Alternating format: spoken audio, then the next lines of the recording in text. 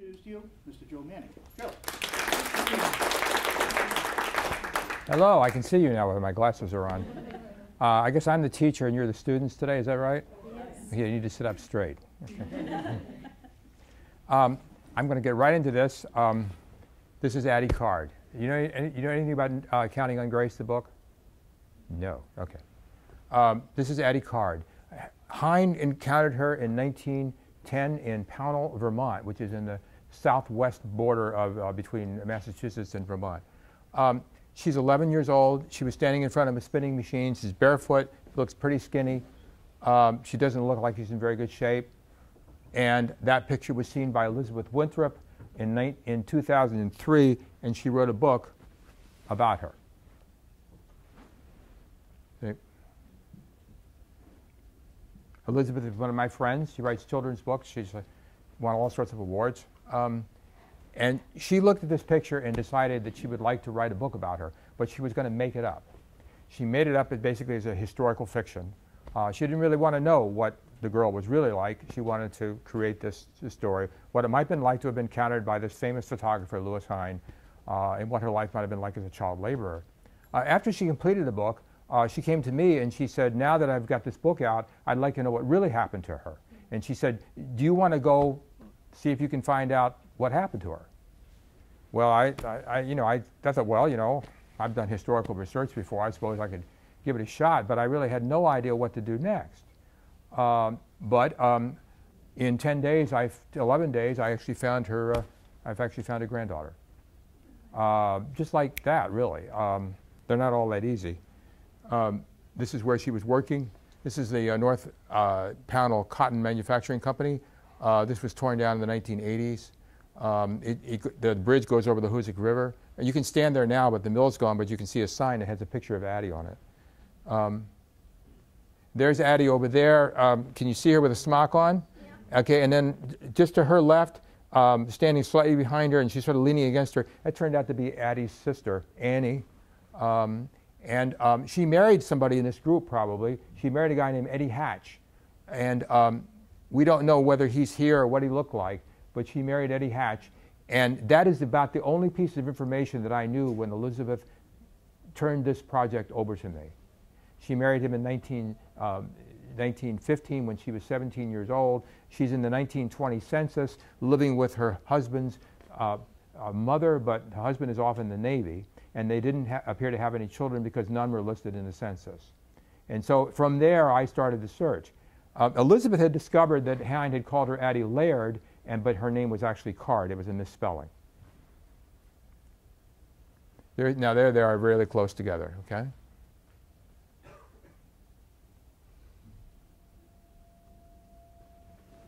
That's a gravestone. After a month, I was able to find when she died and what her last name was at the time that she died.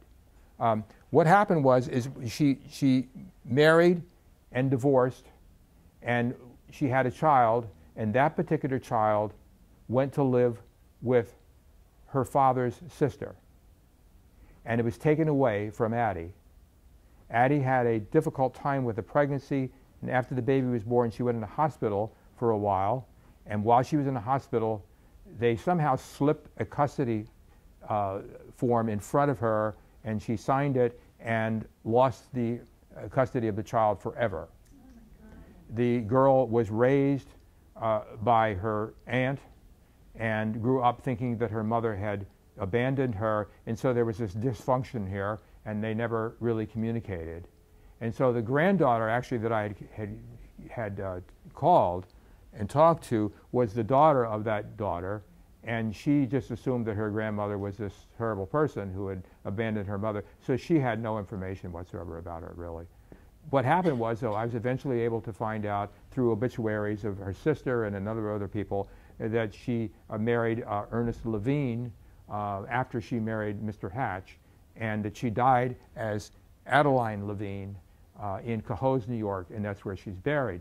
But when my wife and I were standing at this gravestone exactly a month after I started the search, it's kind of a magical moment to stand there and see this, and see that she lived to be 94 years old.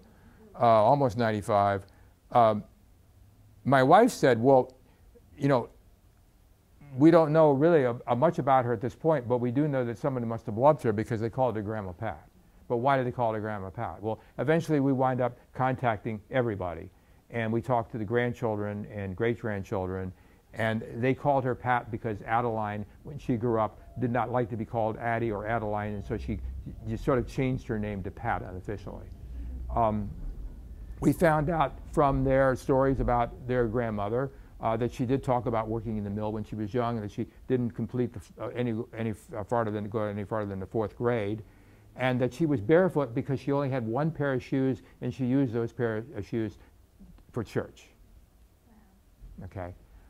She would have not known about the photograph, nor did the family.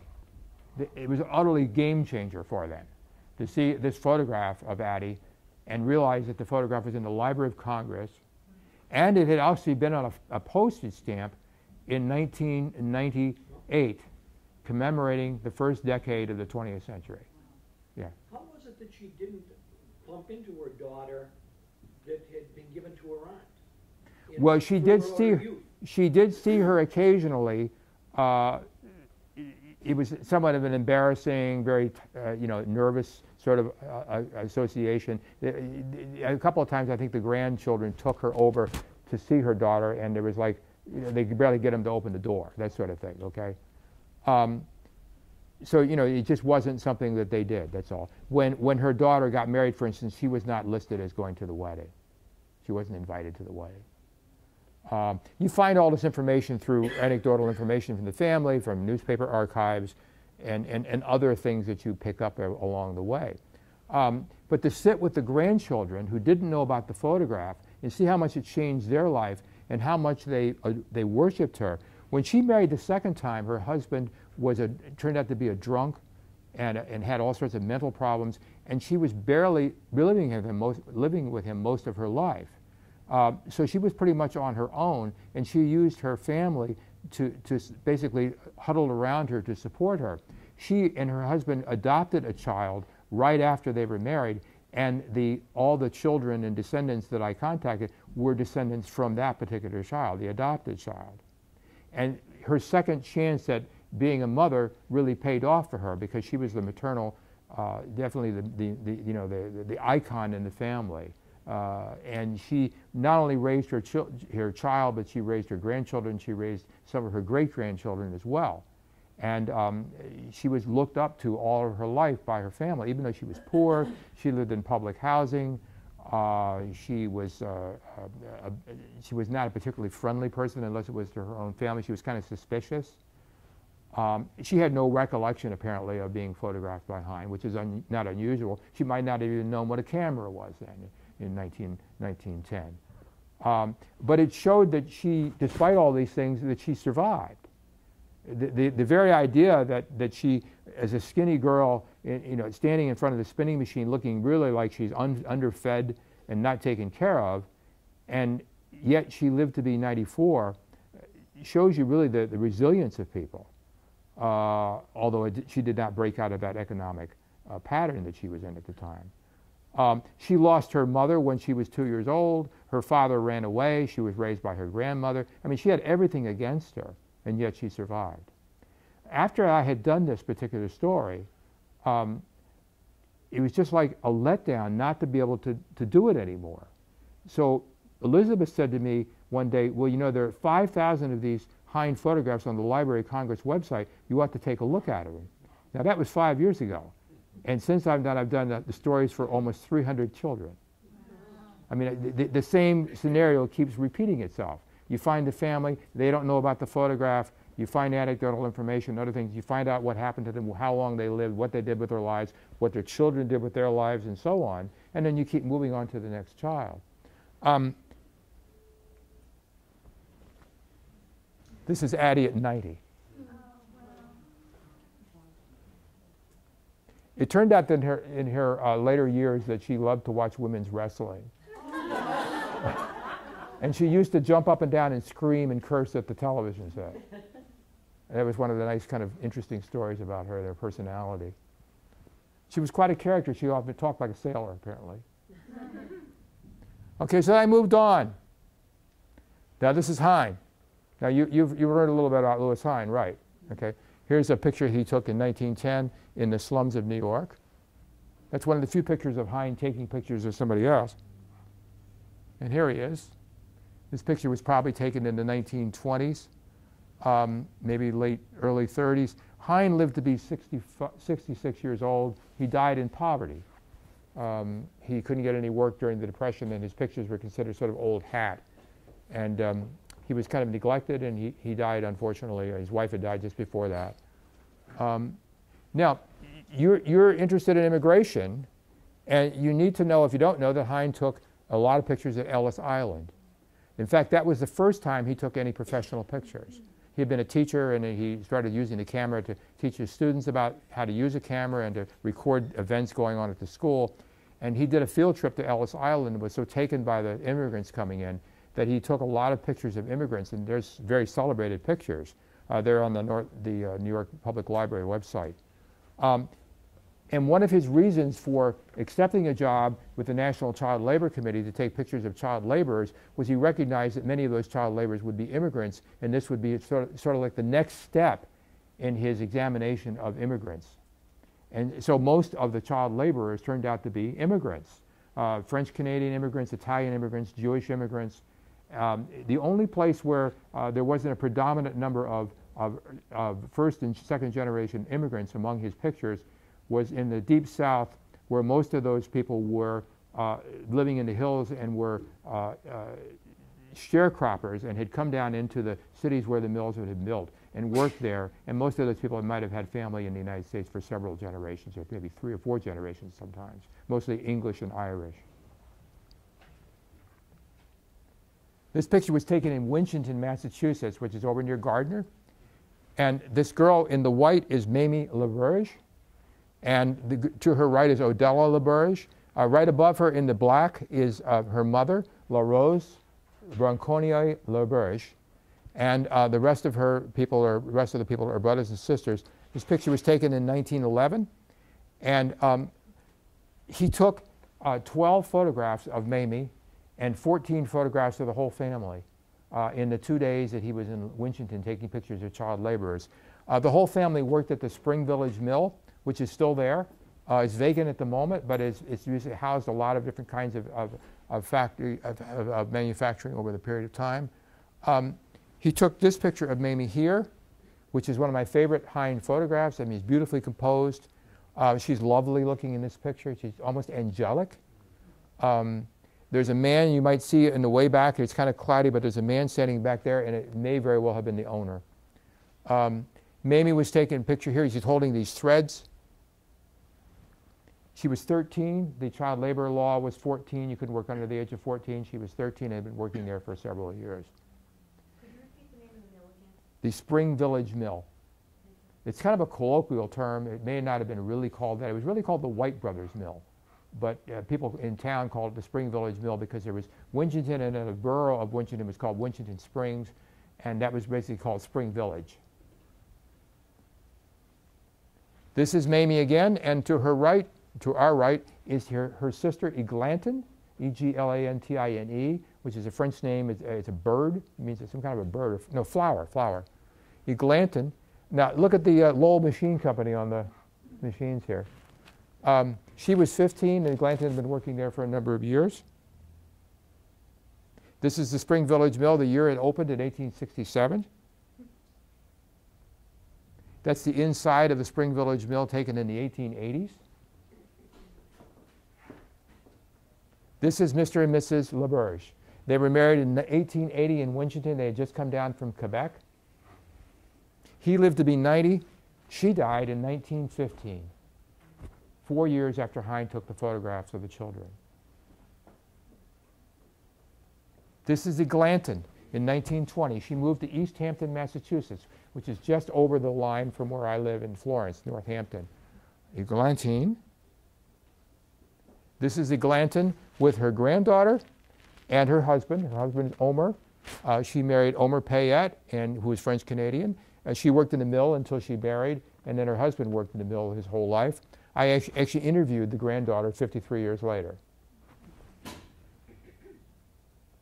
This is Eglantin. Now remember, She was 15 in the picture in 1911.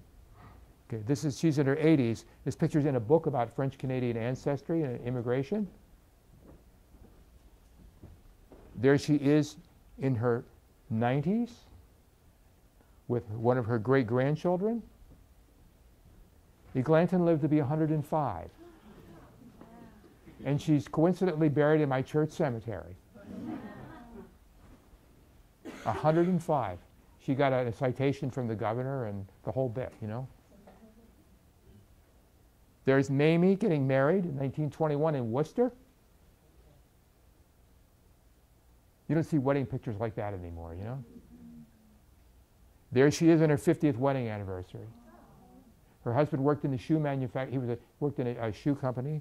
He was working for a manufacturer. He was going around the country helping them with their shoemaking machines and doing all sorts of networking with people and so on. He was a pretty important person in the company.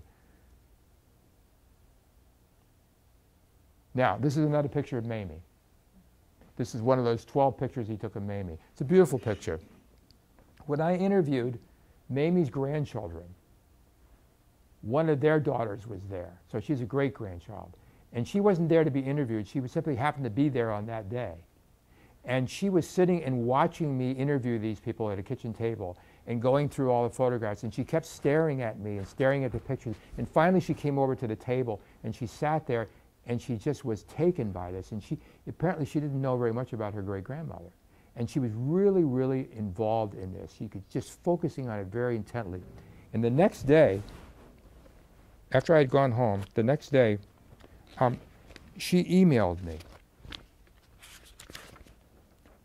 She said, "You came to my mom's house this past weekend to interview my grandfather, my mom, and my aunt.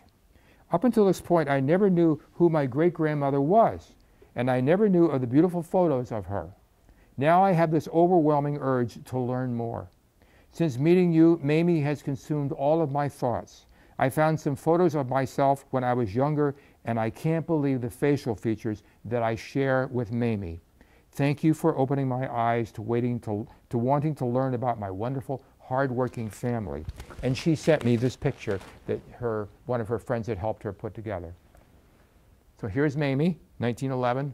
This girl is Jennifer, the great-granddaughter. And here's Jennifer. Oh my God. Wow. Wow. Isn't that astonishing? Yes.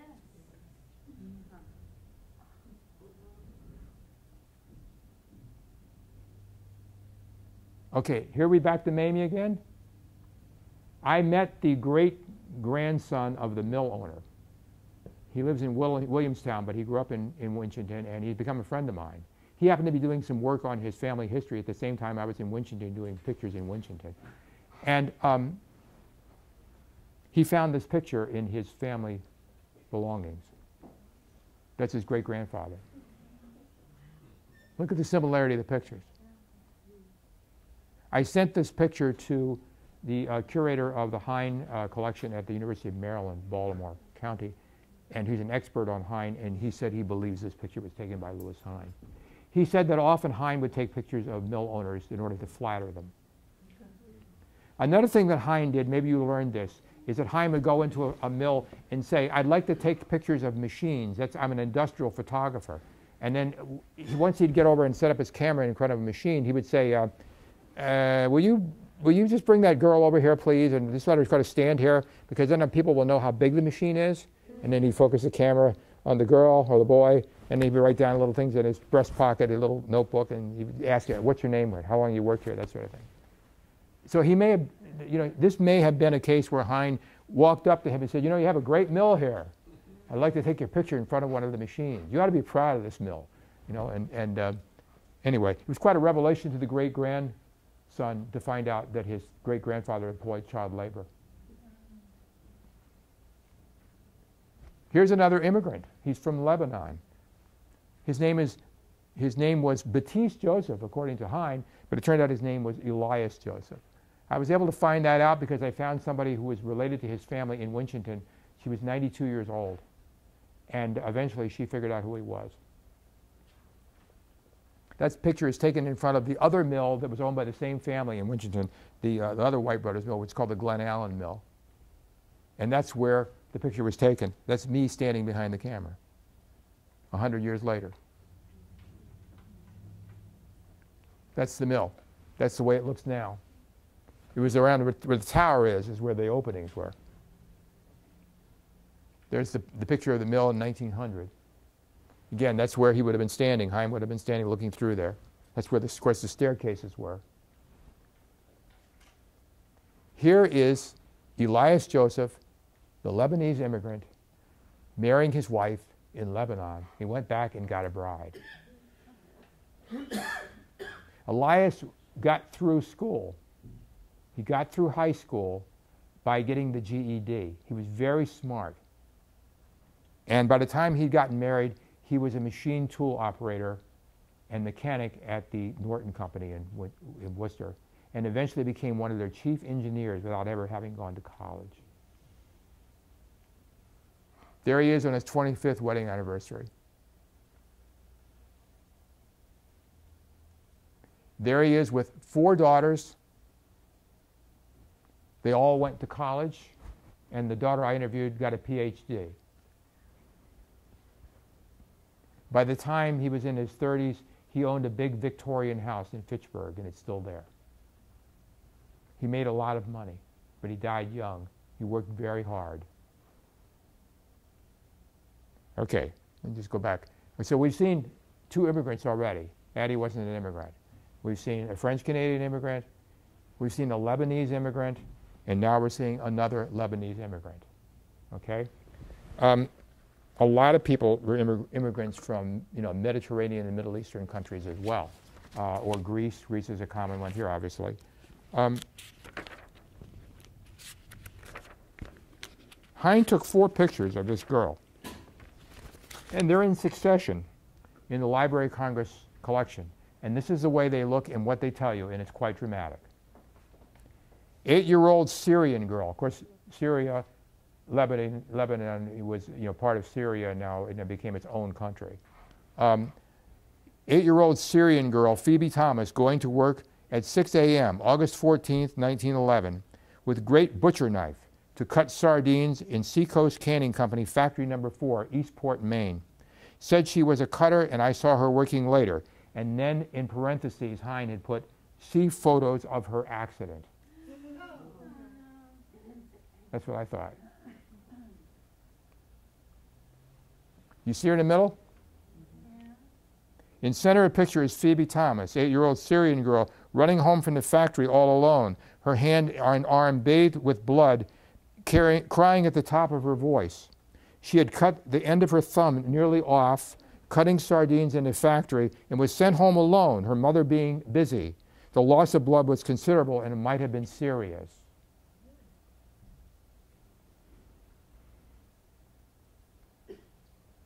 Phoebe Thomas a little while after the accident. And this is the one that's really bad. Okay. Phoebe's thumb, a week after the accident. She was back at the factory that day using the same big knife. That's what Hine wanted us to learn about, stuff like this. She was, just a little tiny girl. You ever look at a family in a restaurant somewhere and a couple of little kids are sitting at the table and they're acting up and you're just sort of admiring them? You think, 8, 9-year-old kids. Can you imagine them working in a factory? I tracked her down. Her family moved to Boston. I found the obituary of her parents and eventually ran into her niece, Phoebe's niece, who told me that her hands were perfect. That's Phoebe, the third one from the left, second one from the right. She told me some interesting things about Phoebe.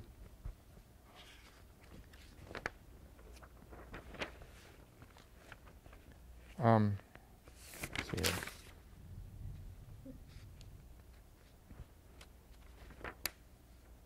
She told me that Phoebe was a special needs child, although that's not what they have called it back then.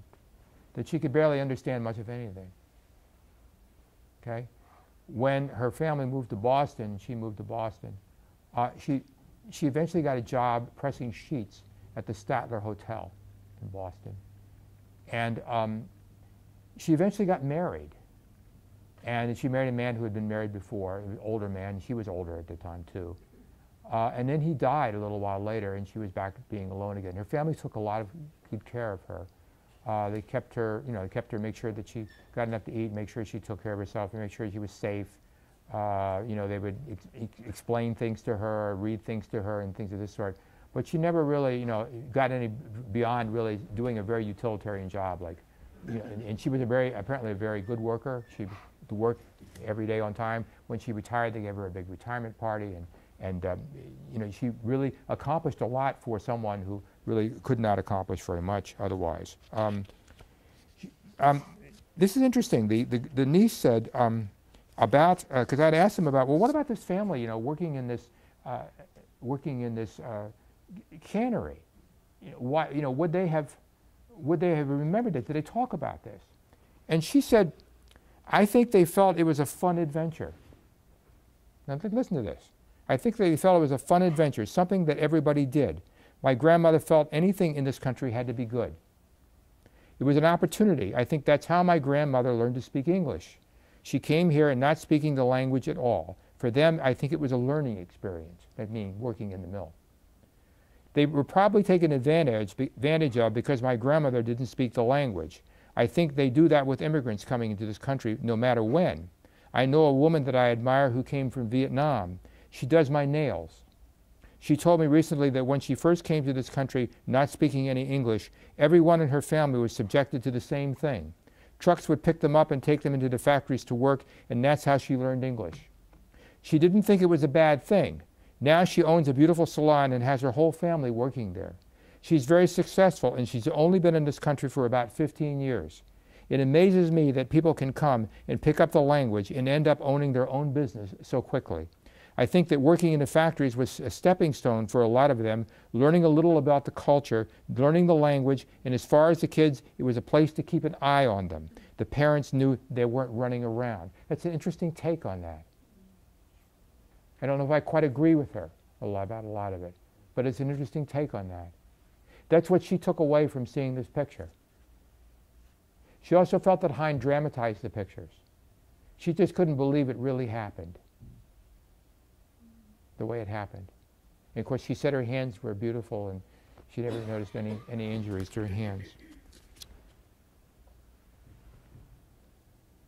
There she is again. This is the year she died. She died at the age of 66. She's at a wedding. Now, we're back to that picture.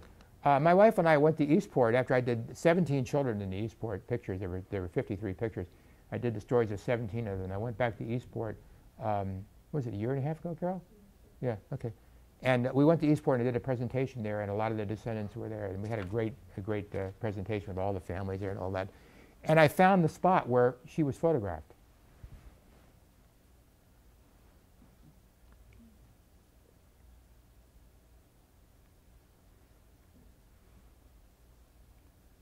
Okay.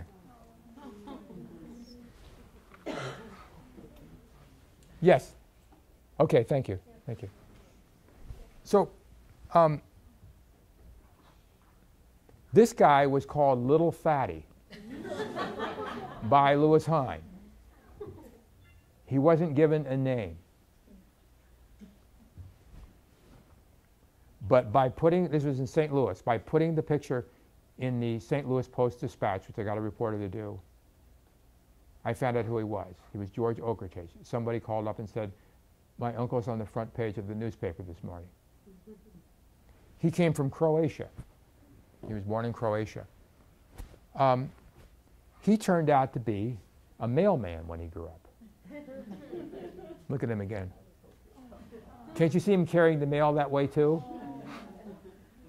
He was called the singing mailman because he used to sing all over his route. He would sing for people when he would deliver the mail to them. He was quite a character.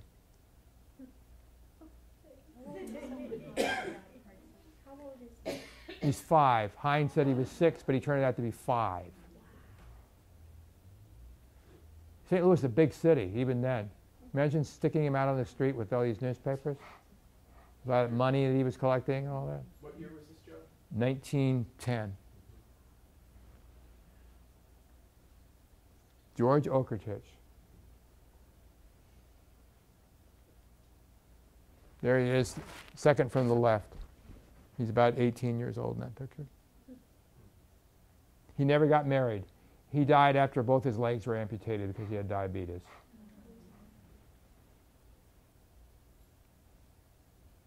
This is the niece, and this is a picture that was in the paper.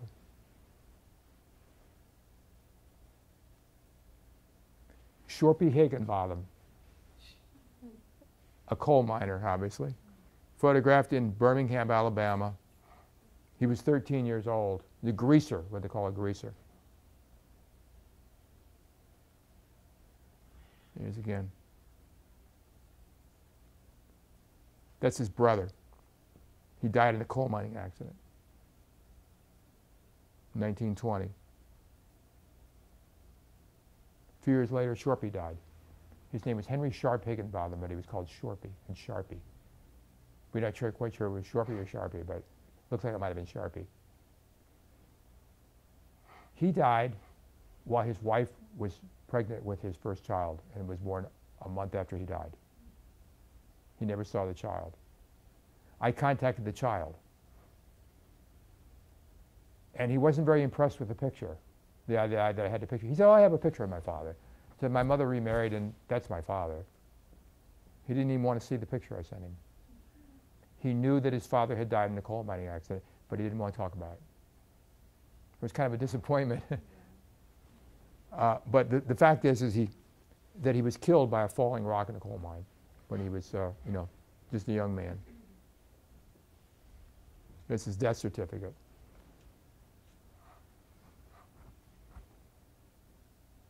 I found his death record in Alabama, and then I wrote for his death certificate. Ruptured bladder.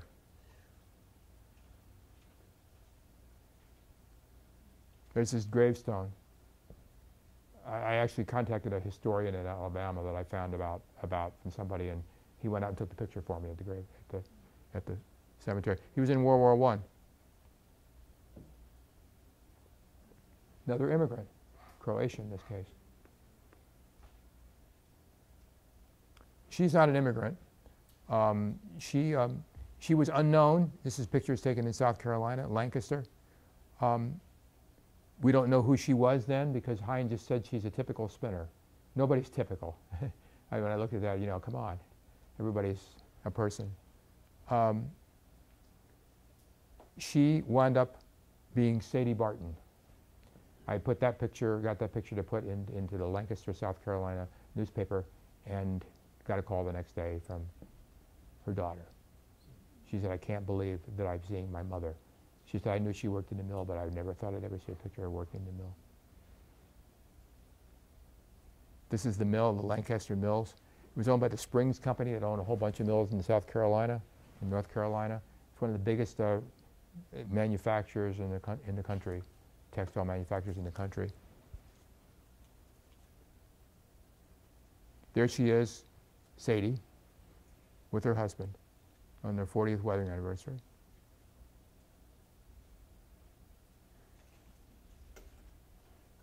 There she is with her whole family, her children. She lived to be in her 60s. She died of cancer, died lung cancer. All her kids went to college. Her husband was a foreman at the company. I don't know how they did it, but she got through her life and got her kids into college, probably because of the state university system. The kinds of progressive ideas that land-grant colleges and GI Bill and all those kinds of things, grants and college loans and all the things that we've passed over the years probably got that family through the next generation into a better economic situation.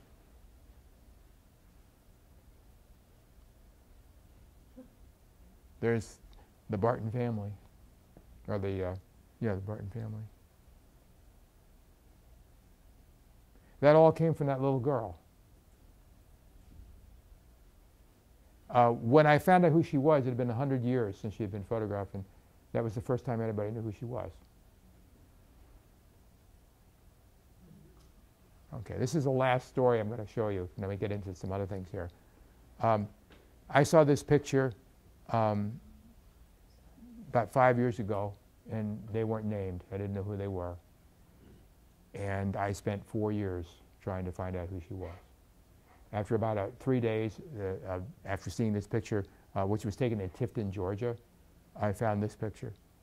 And she's in the middle. Here, check dress. There she is in the middle. Okay. Mother was identified as Mrs. A.J. Young. Several of the kids were identified with names that seemed a little hard to believe. One was called Mammy. Hine said she was a widow. And he said that all the children except the youngest 3 were working in the Tifton Cotton Mill. I mean, thank God that the youngest 3 were working in the Tifton Cotton Mill. Okay. At that time, the Tifton in Georgia, the law was, in 1909, the law was that you couldn't work under the age of 12 unless you had a disabled or widowed parent who had to be supporting the family by themselves. And even then, you couldn't work under the age of 10. And 3 of them were under the age of 10, including that little girl. I put a picture in the paper in Tifton. They couldn't find who they were. I finally put this picture on my website, my project website, and said, does anybody who know who these people are?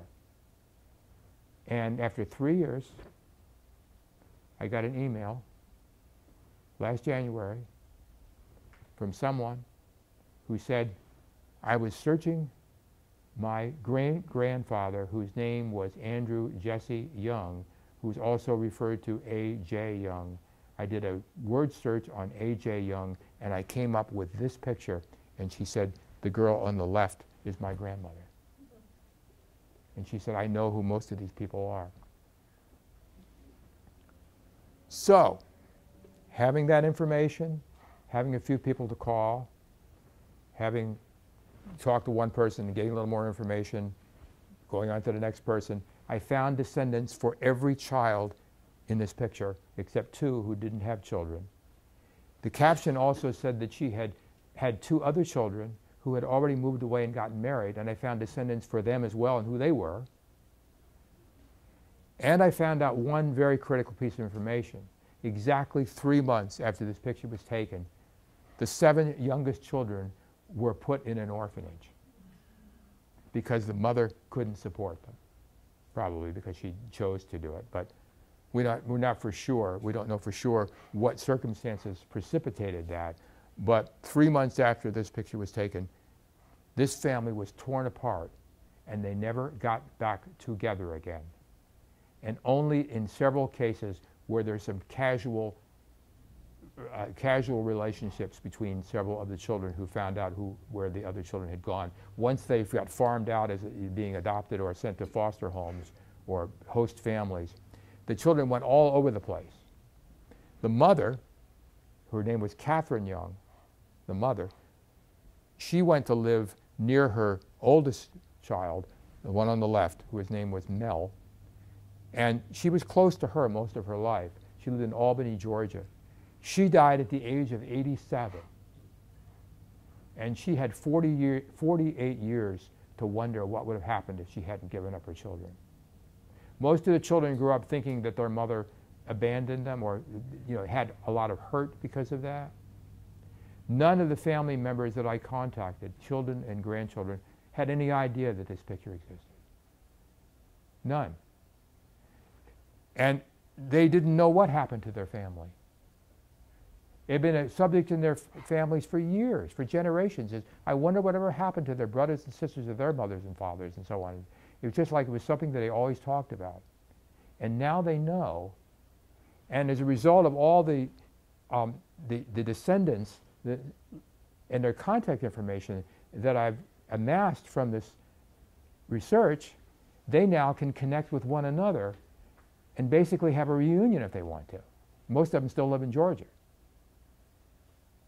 So basically their whole story is now available to them. They were surprised, I tell you, they were surprised by this. Now, the girl in the middle The girl in the middle, Eddie Lou, her name was Eddie Lou. She married Eddie Lou. She married Mr. Parker, and she went to live in Plains, Georgia, and she lived 2 doors down from Jimmy Carter, a newlywed at the time. They became very close to the family of Jimmy Carter. And eventually I was able to interview Eddie Lou's son, Earl, who got a PhD because his teacher got him a scholarship when he was in high school to get into college, and she got him all the way up through to a PhD, getting scholarships for him. She was Jimmy Carter's favorite teacher, and she was named in Jimmy Carter's inaugural address. And there's another picture of them, some of the kids in the front. That's Mrs. Young. The mother? Yep. This is Mel. There's Mel on the left. Mrs. Young on the right. Next kid was Maddie. That's Maddie, their grandchild. This is Mary. This is Mary. This is Alex. There's an article about Alex. He went to Japan, lived much of his life in Japan, worked for the federal government. Eddie Lou. Eddie Lou. Eddie Lou. That's when she was 20, approximately 20 years old. Beautiful girl. That's Eddie Lou. She lived to be 78. That's Elsie. We have no pictures of Elsie. Elsie died in 1919 during the war, right after World War I. He died of influenza. Buried in San Francisco at a veteran cemetery. This is Seaborn Young. There he is. He had most of these people had families, you know. He had a lot of children. This is Elizabeth. She wound up getting divorced, married and divorced, or divorced twice and married 3 times. She abandoned her own child, and she was, had all sorts of dysfunctional problems all her life.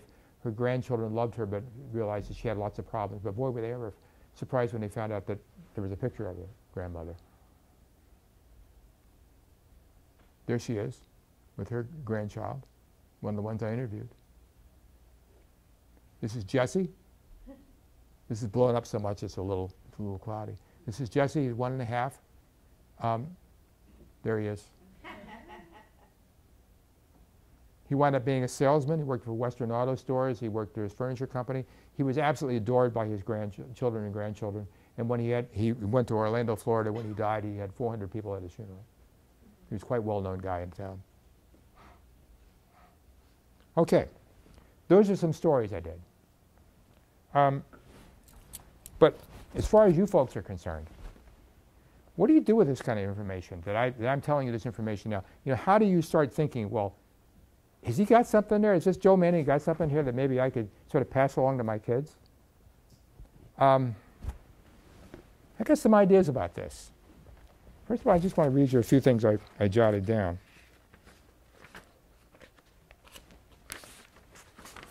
If I can find them.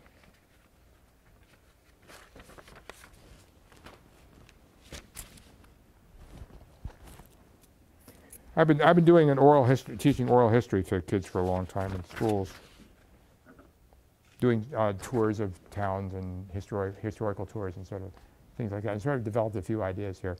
But let's just talk about this thing. The Industrial Revolution in the U.S. depended on immigrants. We agree with that? Industrialists didn't build factories in cities and towns where they already had a ready workforce. It was sort of a build it and they will come sort of idea. Most of the workforce came from Northern Europe, then French Canada, Eastern and Southern Europe, Russia, and the Mediterranean countries. You know, it's basically, come over here. You know, those people wanted to get out of those countries because they were being plundered and there was all sorts of wars going on and they were poor and there was famine and all sorts of things and, you know, persecutions, and they wanted to get out. And we were, in a sense, able to offer those opportunities, but by doing that, we're creating profit-making companies that could hire people at low wages get kind of work that you could learn really quickly, that would require just a little bit of practice. And of course, children were part of that. They liked families, that when they recruited families, they liked families that had lots of kids. Not only were those kids available to work at that time, but those kids would grow up and work in the mill too. That's what their plan was. You know, one generation after another, they would hope that would work. In the southern textile mills in the late 1800s and early 1900s, most of the workers were sharecroppers who came down from the hills to work in a way that made them immigrants. They were migrating. They were going from one place to the other. It just wasn't across the U.S. border. During the Depression and after World War II, northern textile mills moved south, where there was very little union presence and where cotton was cheaper because it didn't have to be shipped a long way. Many northern workers moved south to follow the mills, thus becoming immigrants as well. In a sense, they brought their northern culture to the south. They were just as foreign as people coming from Ireland or southern Italy. People always migrate where work is available. Now, one of the things I do when I take kids on tours, I do it in North Adams, which is a town that I do a lot of work in. It's an old manufacturing town. One of the things that I do is I don't like get a little book out and have like building built in such and such a date, that sort of thing. What I do is I try to give them a sense of discovery. So when I take them out, I basically will look at something and say, oh, look at that. As if I were seeing it for the first time. Sometimes it is that. I don't need to plan this stuff that much. And they get a sense that I'm discovering things with them. And you know, we'll look at something on a building and say, I wonder why that's there. And then I would ask them, what do you think? And you get some pretty funny answers sometimes. But you know, in a sense, I'm trying to give them a sense that it's not that their town is historic, which is too big a word for a lot of people, but that it's interesting or fun to look at. Another thing I do is I try to get their teachers to give them an assignment, and that is to pick out a building and go find out for yourself when it was built and what went on in that building. The thing that does is it connects you to the people who either lived in the building or worked in the building.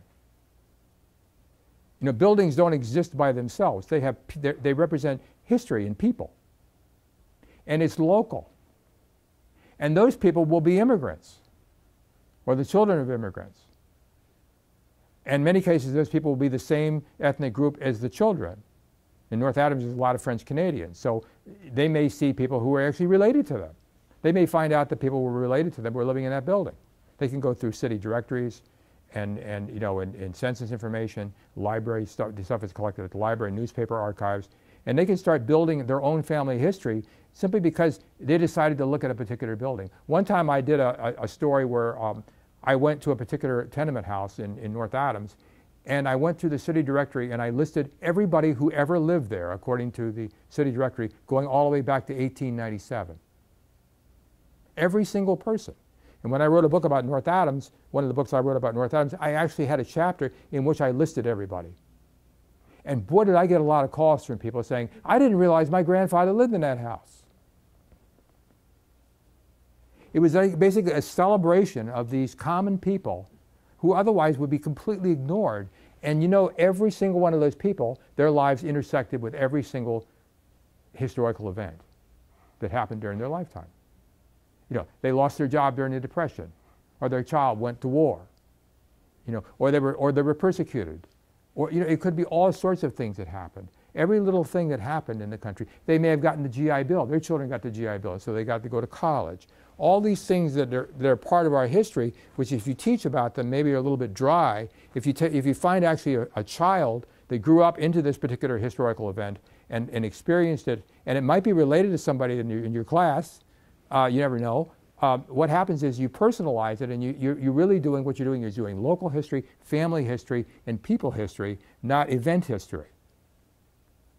So, for instance, like what towns do you guys come from?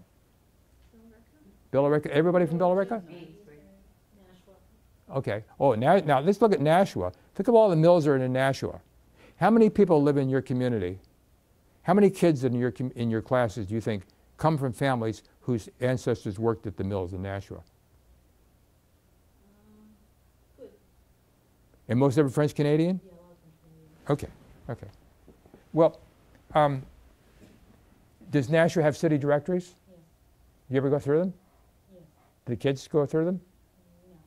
No. Okay.